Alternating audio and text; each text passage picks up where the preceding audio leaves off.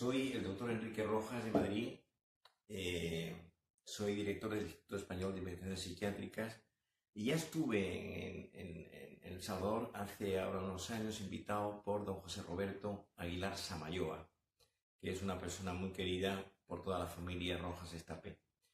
Voy a hablarles durante unos 40-45 minutos de este libro mío que acaba de salir, de hacer una síntesis. Es un libro que se llama Todo lo que tienes que saber sobre la vida. Es un libro ambicioso, el título así lo demuestra, y es de la editorial Planeta de España. Planeta es la primera editora, podríamos decir, de libros en castellano. Entonces voy a hacer un acopio de todo lo que quiero comentarles en esta exposición mía y voy a empezar diciendo qué es el ser humano. Es interesante que hacer una pequeña anotación porque estamos en una sociedad muy compleja. En este momento se podría decir que el mundo ha cambiado más en 15 años que en un siglo. Todo va demasiado deprisa y, en consecuencia, tener las ideas claras es fundamental. Dice un texto clásico: Fundata enim erat supra Petra. El edificio no se derrumbó porque estaba edificado sobre piedra, era sólido, compacto, pétreo, consistente, ¿no? Hoy, en nuestra sociedad, por este ritmo vertiginoso, vemos muchos edificios que están hechos sobre materiales de derribo. Y las vidas son inconsistentes, con grandes altibajos y con grandes derrumbamientos, que lo vemos en las personas. Bien, el ser humano es un ser que tiene una serie de características que comparte con los animales, con los seres superiores en la escala filogenética, pero que tiene 4 notas que son absolutamente distintas de los animales, que tiene inteligencia, que tiene afectividad, que tiene voluntad y que tiene espiritualidad. Son 4 notas esenciales. La primera es la inteligencia. La inteligencia es lo que nos distingue a los seres humanos de los otros. La inteligencia es un chispazo en nuestra mente mediante la cual somos capaces de darnos cuenta de la realidad. Inteligencia es capacidad de síntesis, inteligencia es saber distinguir lo accesorio de lo fundamental, pero inteligencia es también capacidad para captar la realidad en su complejidad y en sus conexiones. La inteligencia tiene un acompañante esencial que es el lenguaje. Los animales no hablan. El lenguaje es una cosa específica del ser humano. Voy a hacer una pequeña nota a pie de página. Cuando un niño tiene, por ejemplo, 1 año y medio o 2 años, el niño maneja 30, 40, 50 palabras. Cuando el niño tiene 3 años, aproximadamente, maneja 1000.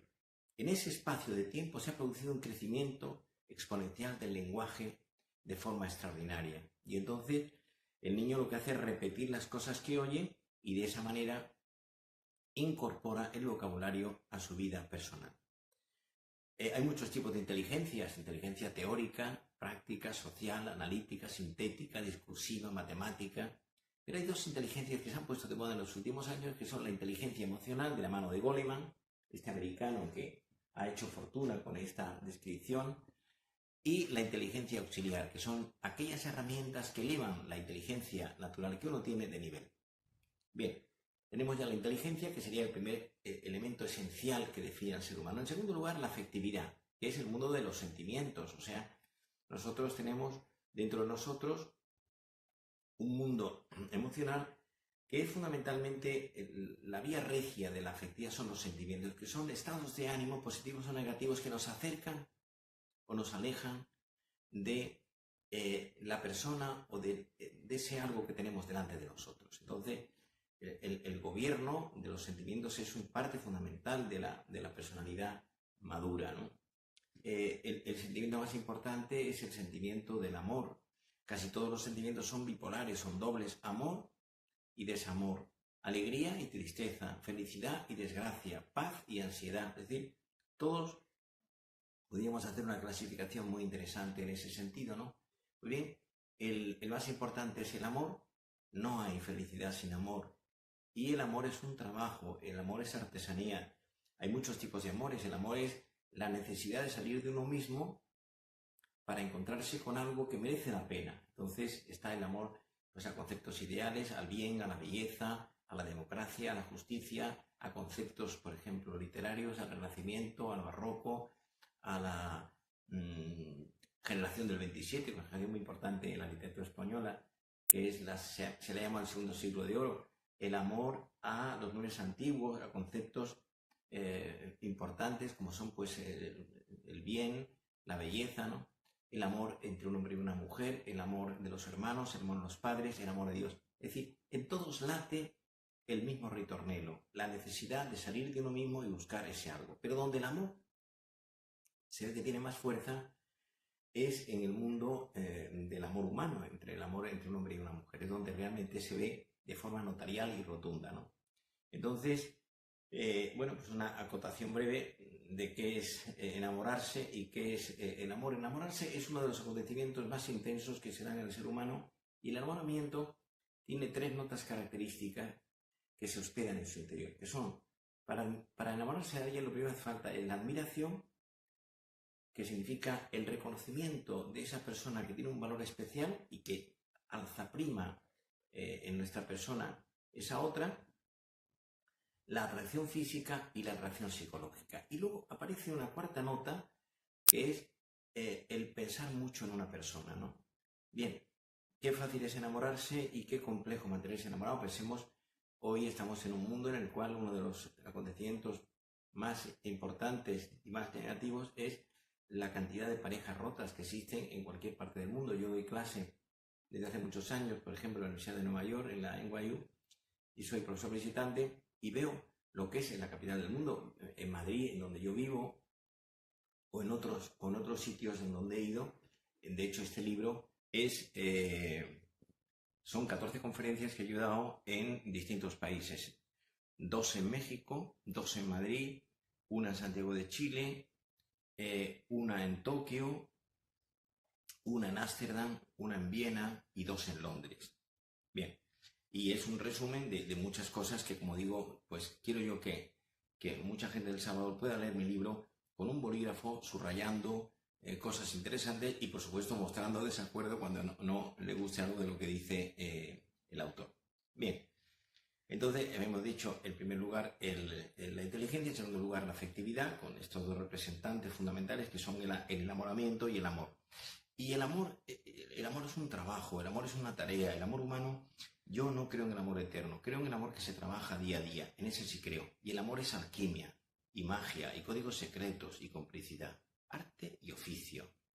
El amor, lo diría de esta manera, es el texto eterno ardiendo al borde del camino. La tercera nota del ser humano es la voluntad. Hoy se considera en la psicología moderna que la voluntad es más importante que la inteligencia. Los americanos, la psicología americana moderna de fondo cognitivo, da una definición de la voluntad que me gusta mucho, que es capacity to postpone the reward. La voluntad es la capacidad para aplazar la recompensa. El que tiene voluntad no espera resultados inmediatos, sino resultados a medio o largo plazo. Entonces, una persona con voluntad llega en la vida más lejos que una persona inteligente. Y una persona sin voluntad es como un niño pequeño, que se mueve a merced de los deseos inmediatos. La voluntad no es algo que viene en el equipaje genético, sino es algo adquirido, que se consigue mediante esfuerzos repetidos en el que uno se vence, es vencido y vuelve a vencerse. Es una tarea, es un ejercicio, podríamos decir, de gimnasia, en el cual pues uno apunta en una dirección concreta. La voluntad debe tener 2 rodrigones, 2 elementos, 2 baluartes que se arremolinan en su interior, que son el orden y la constancia. El orden es uno de los mejores amigos de la inteligencia, y el orden tiene muchos matices. Orden en mi cabeza, saber lo que quiero, a dónde me dirijo, cuáles son los principales aspectos de la jerarquía mía de valores. Orden en mi ropa, en mi habitación, en mi libro, en mi horario. El orden estático, es decir, cada cosa en su sitio, y el orden dinámico, que es adelantarse, programar, prever. Y la segunda ingrediente de la voluntad es la constancia, que es la perseverancia en las cosas pequeñas de cada día. Quiero contarles una anécdota. Yo soy un gran aficionado a la pintura de vanguardia. España tiene los 3 grandes pintores de vanguardia del siglo XX. Hay más, pero estos 3 son excepcionales, que son Picasso, Dalí y Miró. De los 3, yo me quedo con Miró. Miró tiene un lenguaje que nace, como casi toda la pintura digamos, abstracta, nace en Freud. Freud muere en 1935 en Londres, en el barrio de Hampstead, pero Freud descubre un territorio oculto en el sótano de la personalidad que se llama el subconsciente. Y entonces lo que hace el pintor moderno es no busca la inspiración en los paisajes exteriores, como una naturaleza muerta, un paisaje, sino lo busca en el interior, y aparece a final del siglo XIX, principios del XX, un ruso, que era el ruso de oro, que le llamaban, entonces decían que estaba loco, que es Vasily Kandinsky, que empieza a hacer una pintura que no tiene nada que ver con la realidad. Luego ya vienen pues los grandes pintores en donde hay esta representación. Pues bien, volviendo a Miró, Miró pintaba en el suelo, pintaba muchos cuadros a la vez, vivía en una masía, en una casa de campo en la isla de Mallorca, que es una isla del Mediterráneo, y un pintor, un periodista americano le hizo una entrevista y le preguntó: maestro, ¿cuál es la clave del éxito de su pintura? Y él dijo: un poco de talento, orden y constancia. Yo pinto todos los días. Es decir, que por lo tanto tenemos que pensar qué es la voluntad. Esta conferencia va dirigida a mucha gente que está en formación en El Salvador, y ver que la voluntad es la joya de la corona de la conducta, y el que la tiene posee un tesoro. Y una persona con voluntad es como un enano subido a hombros de los gigantes.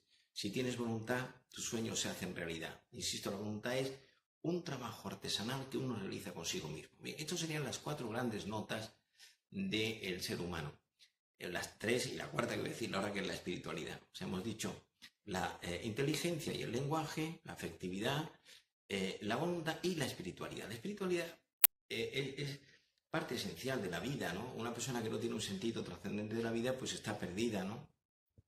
Entonces, nosotros en el sur de Europa, de donde yo vivo, que es en España, en Madrid, pues nosotros somos hijos de la tradición judío-cristiana. O sea, el mundo judío nos precede. Y podríamos decir que esa espiritualidad arranca, nace, brota, emerge de 3 grandes libros, por orden de llegada. La Torá, que es el libro de los judíos, el Evangelio, que es el libro de los cristianos, y el Corán, que es un libro también muy importante. El primero tiene 5 libros a su vez, que son pues 5 relatos importantes que nosotros le llamamos, en nuestra denominación, le llamamos el Pentateuco, que son el Génesis, Éxodo, Levítico, Números y Deuteronomio. Cada uno de ellos pues es muy importante en nuestra vida. Si nosotros cogemos, por ejemplo, me viene ahora a la cabeza el Génesis, el capítulo 37, hay una historia muy interesante, ¿no? Que es la historia de José, el 11º hijo de Jacob y de Israel, y entonces él fue vendido por sus hermanos a una caravana de ismaelitas que venían del campo, que venían de Galab, que iban camino de Egipto, y él terminó en casa de Putifar, tuvo una vida kafkiana, vallinclanesca, increíble, y al final terminó en la cárcel. Terminó en la cárcel y ahí descubrió los sueños de 2 que estaban ingresados en la cárcel con él, que era el jefe de los panaderos y el jefe de los coperos del faraón. Por cosas curiosas, él descubre los sueños del faraón y el faraón lo nombra, pasa de estar en la cárcel a nombrarlo su lugarteniente con él en esa época. Pues bien, pasan los años y los hermanos que le habían vendido por envidia vuelven allí en una época de escasez económica y alimenticia, y entonces los descubre y él se da cuenta de los hermanos, y hay una anécdota, no es literal la frase, es el capítulo 37-38 del Génesis, en el que él perdona a sus hermanos de lo que habían hecho con él, y dice esta frase: el perdón es superior al odio y a la venganza. Por lo tanto, tenemos este primer... si cogemos el Evangelio, yo lo hago muchas veces esto con el Quijote, que es que coge el Quijote, que es como la Biblia en español. Cervantes es un personaje importante, es el primer autor de nombre conocido, de nombre en español. Es al mismo nivel que lo fue Shakespeare en Inglaterra. De hecho, los dos mueren el mismo año, en 1616. Y, pues bien, si uno abre el Evangelio de una forma, digamos, inmediata, o sea, al azar, uno se encuentra que Jesús pasaba un día en Galilea, se encontró a una mujer que había sido sorprendida en adulterio, y en la ley mosaica estas mujeres morían lapidadas. Y entonces es interesante porque le insisten a Jesús, la gente que estaba a su alrededor, que qué hacían con aquella mujer. Y dice el texto que se puso a escribir con el dedo en el suelo. Muchos exégetas dicen, ¿qué estaría escribiendo en ese momento, ¿no? Y entonces vuelven a insistirle y él dice esta frase: el que esté libre de pecado, que tire la primera piedra. Y el tercer libro es el libro del Corán. Hay 1.600 millones de personas que más o menos siguen al mundo musulmán. El Corán es un libro que fue dictado, según dice la tradición, por un arcángel a Mahoma en el siglo VI después de Cristo. Mahoma era analfabeto, en aquel tiempo era normal, y Mahoma dicta a un amanuense lo que él recibió, que lo copió en hojas de arcilla, en tablas de arcilla, en hojas secas de palmera y en huesos secos de camello. Y ahí escribió ese texto que también es muy importante. Por ejemplo, si abramos el Corán al azar, pues en un momento dado le preguntan a Mahoma, ¿cuál de tus 3 hijos quieres más? Y dice Mahoma, al pequeño hasta que crezca, al enfermo hasta que cure y al viajero hasta que vuelva. Bien, por lo tanto, la espiritualidad es un sentido trascendente de la vida. Dice un poeta español del siglo de oro, volé tan alto, que le di a la caza alcance, ¿no? Es decir, cuando una persona tiene un sentido espiritual de la vida, tiene perspectiva, tiene visión larga de la jugada, altura de mira, y eso es fundamental.